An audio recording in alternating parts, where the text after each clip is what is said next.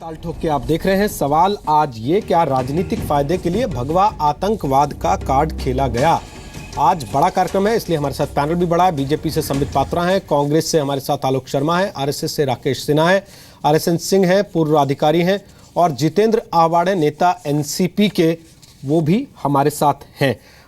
RSN, आप पर हमने बात छोड़ी थी, आप बोले, फिर आलोक जी के पास जा रहा हूँ। बोलिए। देखिए, मैं दो चार तथ्य बोल रहा हूँ, ठीक है, और अगर मैं गलत बोल रहा हूँ तो ये पैनलिस्ट और मेरे को सुनने वाले वो मुझे कोर्ट ले जा सकते हैं अगर मैं कोई गलत बात बोल रहा हूँ।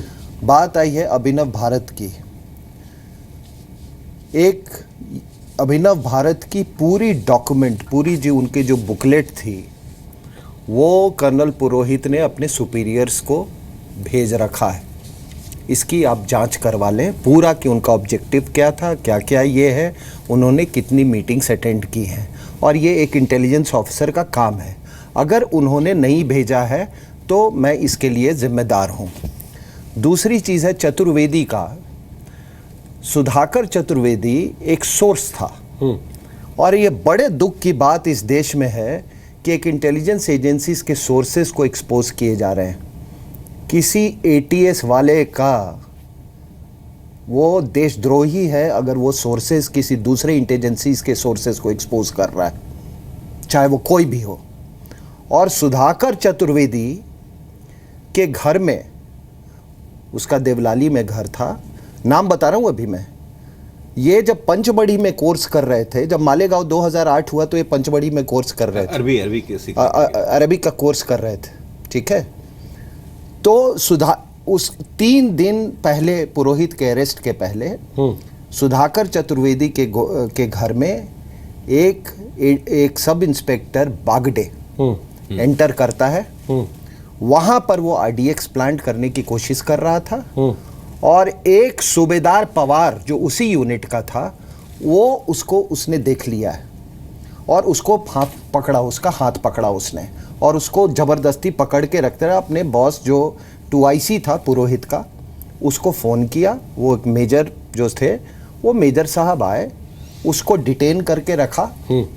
वो आदमी बागडे जो इनके पैर पे गिर गया कि ये बात किसी से ये मत करना। उसके बाद ये रिपोर्ट आर्मी के हेडक्वार्टर सदर्न कमांड को गई है। ये आप चेक कर लेना। अगर मैं गलत बोल रहा हूं तो मुझे आप जहां ले जाना चाहते हो आप ले जाना। ठीक। तीसरी बात, मैं आरडीएक्स की आपको बात कर रहा हूं। अबे थोड़ा सा दिमाग लगाओ यार। आरडीएक्स जो है कश्मीर के रास्ते से बहुत पहले ड्राई अप हो गया था। You can not travel with 60 kgs of RDX just like that, ठीक है। दूसरी बात, आप समझ रहे हैं कि कितने मिलिटेंट को इसने पकड़ा होगा 60 kg आरडीएक्स वो करने के लिए। Mind boggling. He was not a Phantom कि वो जिसको पकड़ रहा था उसे आरडीएक्स मिल रहा था। देखिए, ये सबको मालूम है कि आरडीएक्स जो वेस्टर्न इंडिया में मुंबई में आता है, वो सारा का सारा समुंदर के रास्ते से आता है। कुछ गुजरात कोस्ट पे लैंड होता है, कुछ महाराष्ट्र कोस्ट पे लैंड होता है। ये कभी भी श्रीनगर से आरडीएक्स का रूट, ये हमारे जैसे इंटेलिजेंस कर्मियों के लिए जो कि थोड़ा बहुत जानकारी रखते हैं, ये हमारे लिए अगर ये कोई समझा दे तो मैं समझ लूंगा, ठीक है। लेकिन इसीलिए क्योंकि आरडीएक्स का रास्ता समुंदर के रास्ते से आसान है, इसीलिए मुंबई में 1 दर्जन से ज्यादा हमले हुए हैं, बड़े बड़े हमले, जो कि ये जो एनसीपी के साहब हैं, इनको भी ये आरडीएक्स कर रहे हैं। तो आरडीएक्स वो समुंदर के रास्ते इनके यहाँ आता है, दाऊद भिजवाता है, और पता नहीं कौन कौन से इनको संरक्षण दिया हुआ है दाऊद को। किसका संरक्षण है। जब 26/11 में उसका रोल है, तो दाऊद का नेटवर्क तो वो याकूब मेमन के हैंगिंग में दिख गया था कि यहां पर किस तरीके से कहां पॉलिटिशियंस में उसका नेटवर्क कैसा था और उसमें कैसा नेटवर्क था। ठीक। तो कौन दाऊद से एक सवाल जोड़ दूं। आलोक जी कुछ एक सवाल जोड़ देता हूं। आलोक जी आप जवाब दीजिए, मैं एक लाइन का सवाल जोड़ता हूं। एक बताइए कि आपके एक महासचिव दिग्विजय सिंह जी ने 26/11 आरएसएस कॉन्स्पिरेसी किया था। 26/11 को भी हमारे हिंदुत्व ताकतों पर डालने की कोशिश की।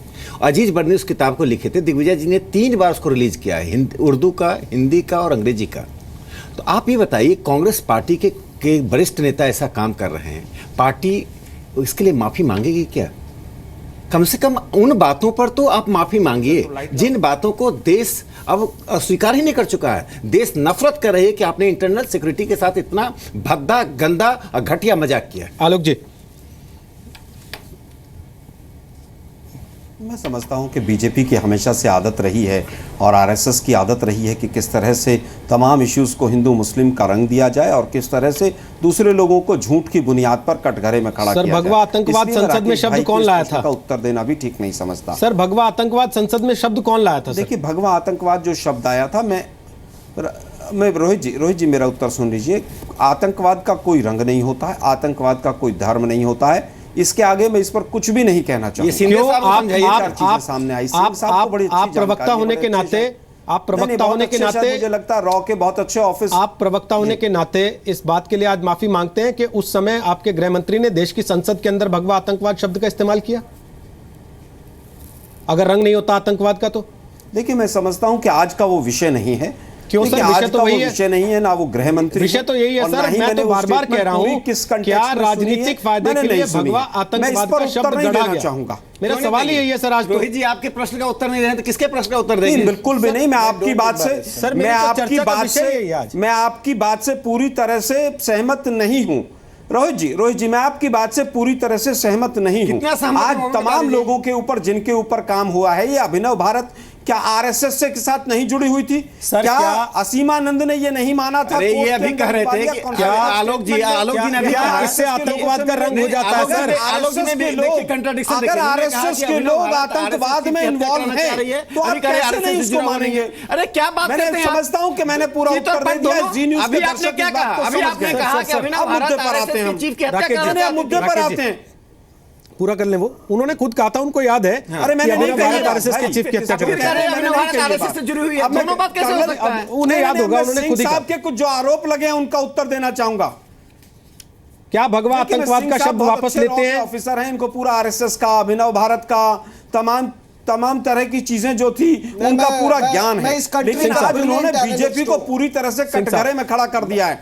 सिंह साहब, मुझे आप ये बता दीजिए, आपने इतने बड़ी बड़ी इंफॉर्मेशंस दी हैं, क्या ये बीजेपी की सरकार जो लोग घुटनों पे गिरे और पैरों पे गिरे, क्या उन लोगों को अरेस्ट करेगी? आप कहते हैं साहब आरडीएक्स करनी चाहिए, इम्प्लांट किया, आज तक क्या वो इम्प्लांट करने वाला आदमी, मोदी साहब की 2 साल सरकार हो गई है आए हुए, क्या आप बीजेपी से सवाल करेंगे कि जिसने साहब इनको अरेस्ट करवाइए, उसको अरेस्ट किया जाए?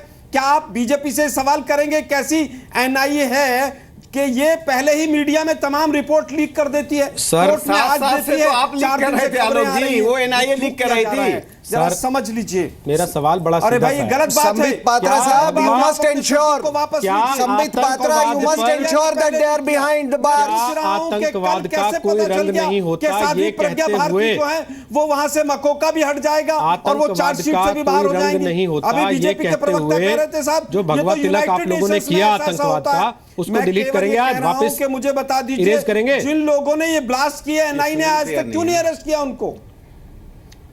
जो सवाल रोहित जी पूछ रहे हैं आप उसका जवाब नहीं दे रहे हैं कि आप भगवा आतंकवाद को, आप कांग्रेस का जो शब्दकोश है उसे बाहर करेंगे या नहीं करेंगे? सिंधे साहब, चिदम्बरम साहब ने 2 शब्द दिए, एक हिंदू आतंकवाद, फिर भगवा आतंकवाद। समझता हूं कि राकेश जी, रोहित जी वहां पर बैठे हैं सवाल पूछने के लिए। आरएसएस भी अगर जी न्यूज की तरफ से अगर आरएसएस भी सवाल पूछेगा तो गठबंधन नजर आएगा। रोहित जी के प्रश्न का उत्तर मैंने दिया है। रोहित जी के प्रश्न का सीधा सीधा उत्तर तैयारी करके आए हैं, डिफेंस लेके आए हैं, तो डिफेंस का इस्तेमाल कीजिए ना सर।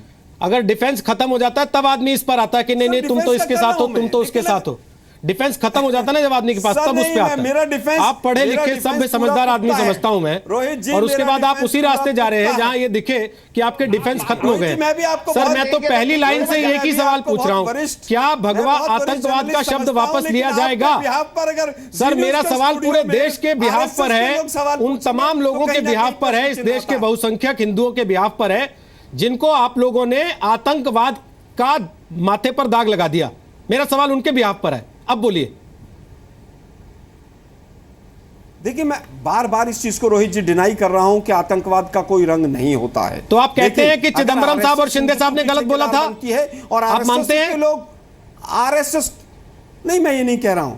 उन्होंने किस कंटेक्स्ट में कहा है उसका उत्तर वो देंगे। मैं केवल ये कह रहा हूं कि आरएसएस के लोग, असीमानंद ने क्लियरली माना है और रिकॉर्ड माना है कन्फेशनल स्टेटमेंट में कि इन लोगों ने वहां पर सूरत में मीटिंग की, किस तरह से कहां साजिश हुई, तमाम चीजें मानी गई हैं। आरएसएस कह दे कि ये चीज नहीं हुई है, हम उसके सबूत देंगे। फिर एक के अंतर्गत फिर दोबारा दिया, आपको मालूम नहीं है, पूरी तथ्य को जानकर आई आलोक जी। आ सकता हूं, मैं वही कह रहा हूं कि अभी फिर पलटेंगे वो। देखिए, अरे भाई, कम से कम 14 गवाह पलट चुके हैं और वो एनआईए के दबाव में पलट रहे हैं। एनआईए के डीजी का आपने कार्यकाल इसलिए बढ़ाया कि आरएसएस के लोगों को बचाया जा सके। अगर 14 गवाह पलट चुके हैं, माफी मांगी, शिंदे साहब ने माफी मांगी, ये साध्वी प्रज्ञा को आप क्यों दोषी मानना चाहते हैं? रोहिणी चार्ज बता दीजिए, आप लोगों ने कहा कि आप यहाँ से हट जाइए, महाराष्ट्र गवर्नमेंट के बिहाफ पर कोई और काउंसिल यहाँ पर आएगा। क्या ये सच नहीं है? और अगर ये सच नहीं है तो आप लोग उसको उनको कटघरे में आपने रखा है। मेरे अभी तो सर्वोच्च न्यायालय के आरके सिंह ने हो रहा है। जनवरी 2013 में आरके सिंह ने जो स्टेटमेंट दी थी, अगर वो गलत थी, मुझे बताया गया कि चले गए। के सांसद क्यों हैं आज? सुन लीजिए, मुझे तो बताया गया जितेंद्र आव्हाड उठ के चले गए, जबकि मेरा सवाल उनसे अभी बचा हुआ था,